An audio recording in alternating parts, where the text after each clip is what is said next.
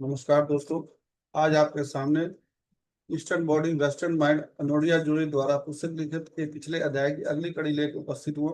आइए इसे बड़े ध्यान से सुनते हैं। अध्याय तीसरा, तीसरा चक्र की अगली कड़ी।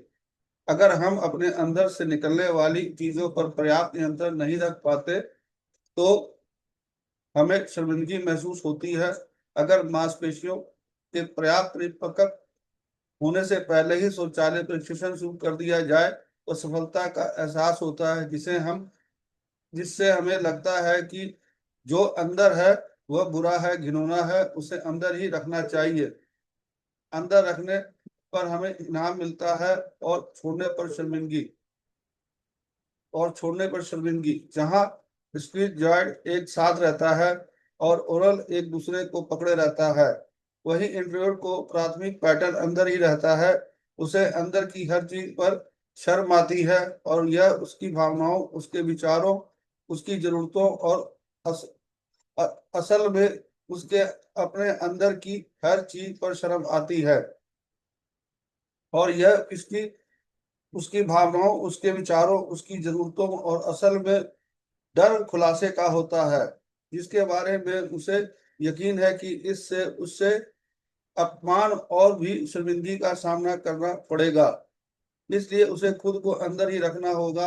अंदर रखने की दुविधा समग्र रूप से चक्र प्रणाली में कई अवरोध पैदा करती है। चार स्थान है जहां तनाव जारी होने के की सबसे अधिक संभावना है और इंट्रूस को पैरों, हाथों और गले और जनांगों की रक्षा करनी चाहिए और उन्हें बंद करना चाहिए।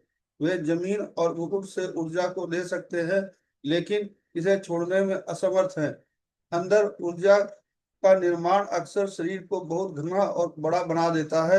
अक्सर गले और नितंबों के बीच एक मोटी मांसपेशियों की गद्दी के साथ आसन संवेदनकी में से एक है, जहां पूंछ को अंदर कर दिया जाता है, सिर को नीचे कर दिया जाता है, तीसरा चक्र ढह जाता है। पहला और पांचवा चक्र अवरुद्ध है और यह अंदर खींचने और स्वयं के खिलाफ उड़ने में स्वपीड़न पैदा होता है। बाहर पहुंचने में भी अवरोध होता है। आइए देखें कि यह गति कैसे बनती है।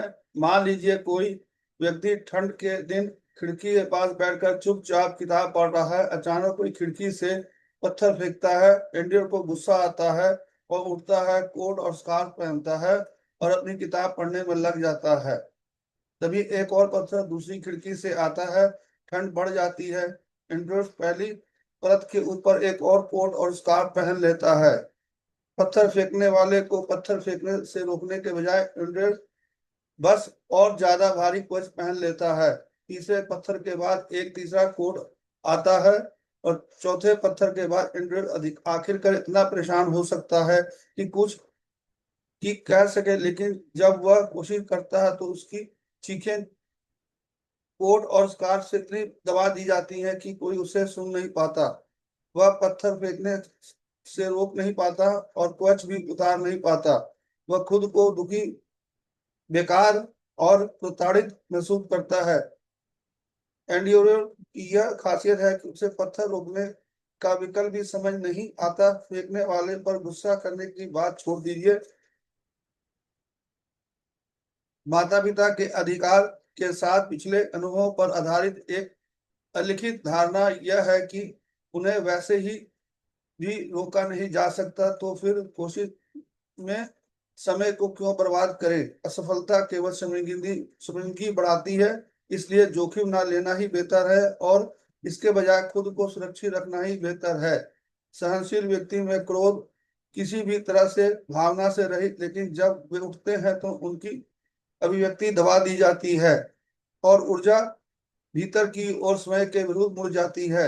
इसलिए स्वपीड़न का स्रोत पहले से ही मौजूद शर्म की भावना आखिर शातिर आंतरिक आलोचक के रूप में ले लेती है। तो हमेशा सहन कर्ता की गलतियां और खामियों की ओर इशारा करती है।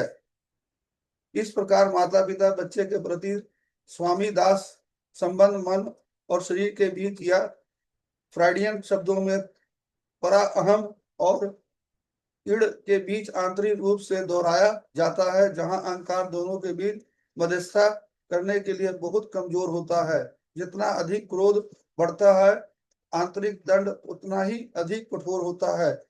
यह निराशाजनक नियम निराशा और अटक जाने की भावनाओं को जन्म देता है। सहनकर्ता की मुख्य शिकायत जीवन में। दोस्तों, इस अध्याय की ये कड़ी यहीं तक, इसकी अगली कड़ी कल फिर लेके आपको साथ उपस्थित होऊंगा। धन्यवाद। Thank you.